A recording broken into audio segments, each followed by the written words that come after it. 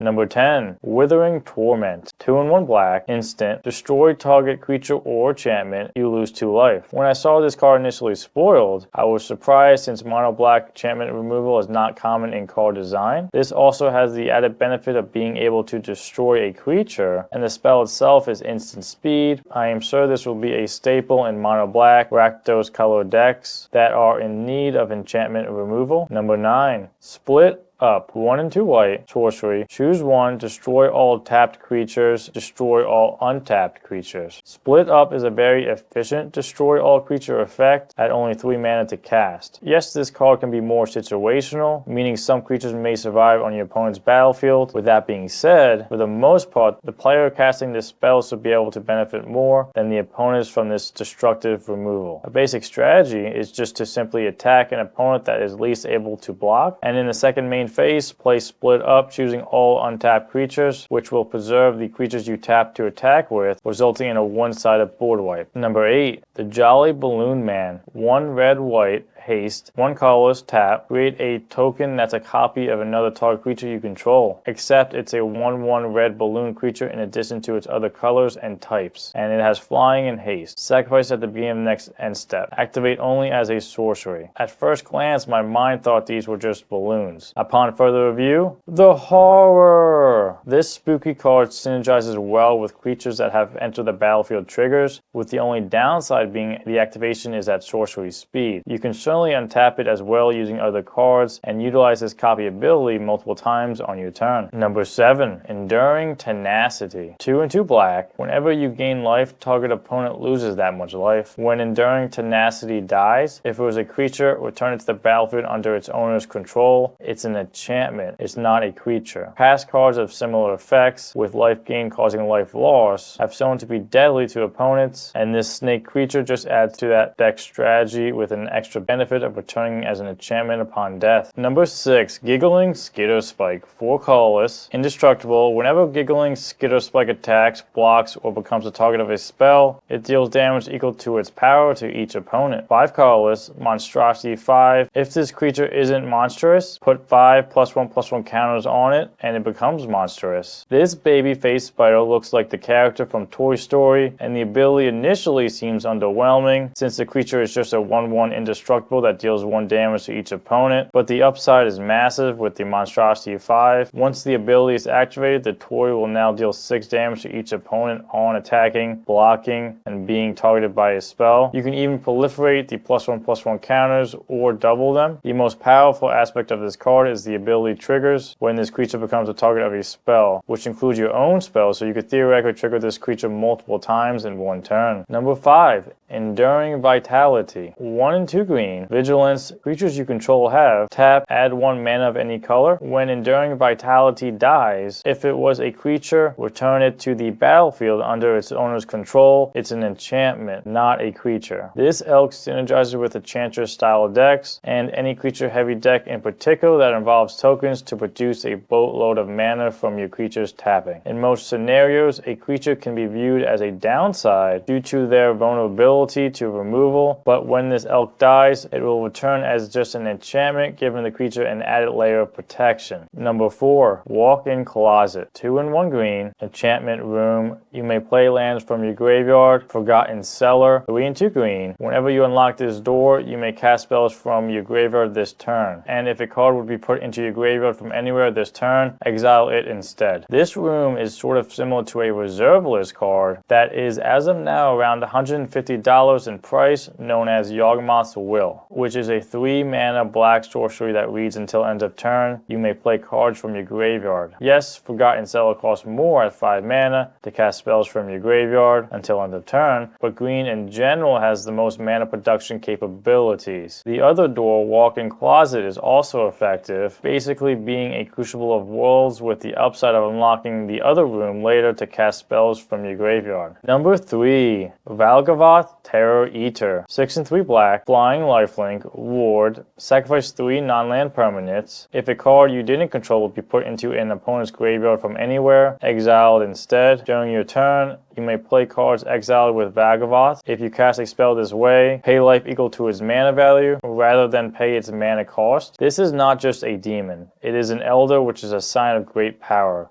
and it certainly needs to be exiled instantly by the opponents. Do not allow the player to untap with this demonic creature, because the value of paying life for spells is very good. As we have seen with previous cards like Bolas's Citadel, the lifelink helps offset the life lost from spells, and the opponent can easily recur this creature from the graveyard, so exiling it is needed. Number 2. Funeral Room, 2/1 black, enchantment room. Whenever a creature you control dies, each opponent loses 1 life and you gain 1 life. The other door reads Awakening Hall, 6/2 black. When you unlock this door, return all creature cards from your graveyard to the battlefield. Rooms are essentially split cards that give you 2 options throughout the game. 2 is better than 1, so any card that provides a similar effect, such as a Bastion of Remembrance, can be replaced with this Funeral Room card that has more potential. Both of these doors provide exactly what traditional black strategies look for, which is recursion and death triggers. So I can see this card growing in popularity in the Commander format. Number 1, Meathook Massacre 2. Double X, 4 black. When Meathook Massacre 2 enters, each player sacrifices X creatures. Whenever a creature you control dies, you may pay 3 life. If you do, return that card under your control with a finality counter on it. Whenever a creature an opponent controls dies, they may pay 3 life. If they don't, return that card under your control with a finality counter on it. This massacre combines removal,